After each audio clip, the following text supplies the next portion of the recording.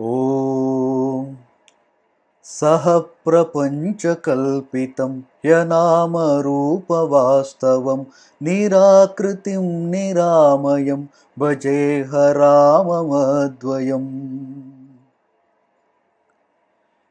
The political landscape during the time of Ramayana seems to be in flux. Asuras who were limited to south of India started to challenge the established kingdoms in north. They were employing various covert techniques and waging jungle warfare. The northern kingdoms, who were more used to established rule of law, did not know how to deal with this unconventional warfare. Dasharatha was the king of these times. He was more of a traditionalist. He was content with following the rule book of the times.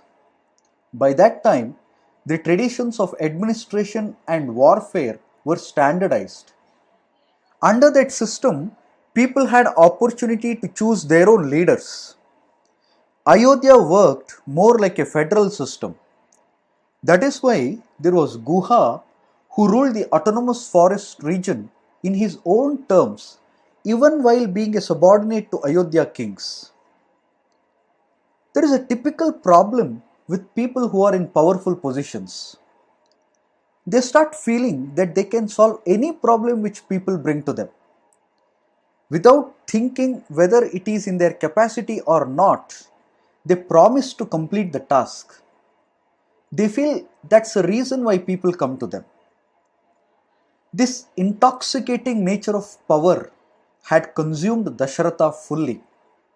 There are multiple instances where he promises without thinking twice, only to retract minutes later. So when Vishwamitra comes to him, he surrenders before the sage. He says he will do anything which Vishwamitra asks him to do.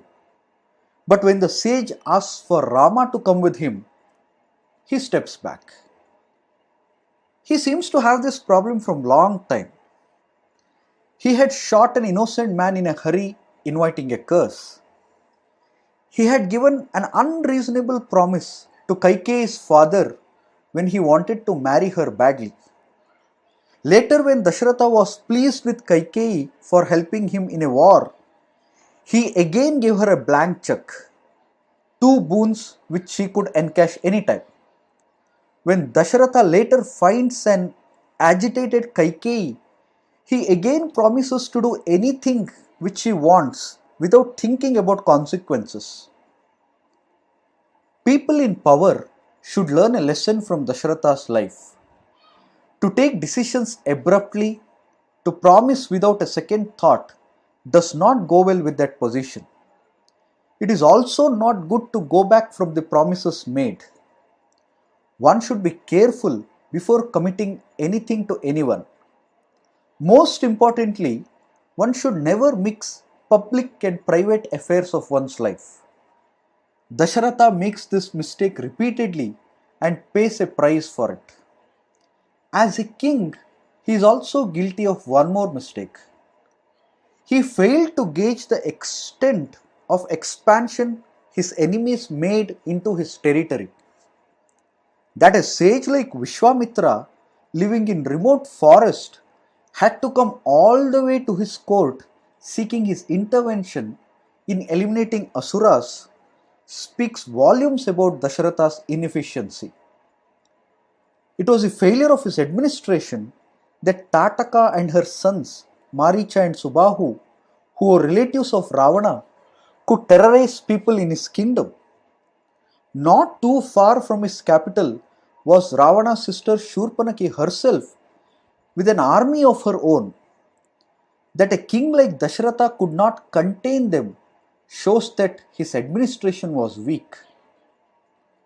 So, it was up to Rama to consolidate the kingdom and establish the rule of law. In a way, Rama's journey in Ramayana is an attempt to bring political stability in the entire country. Places which had a rule of jungle like Dandakaranya, places which had archaic rules like Kishkinda, and places which had evil rulers like Lanka had to be brought under single rule of Dharma. In addition to all his exploits, we should understand that it was Rama who brought political and spiritual consolidation of this country. स्वस्ति प्रजाभ्यां परिपालयन्तां न्यायेन मार्गेण महिं महिषाः गो ब्राह्मणेभ्यः शुभमस्तु नित्यं लोकाः समस्ताः सुखिनो भवन्तु.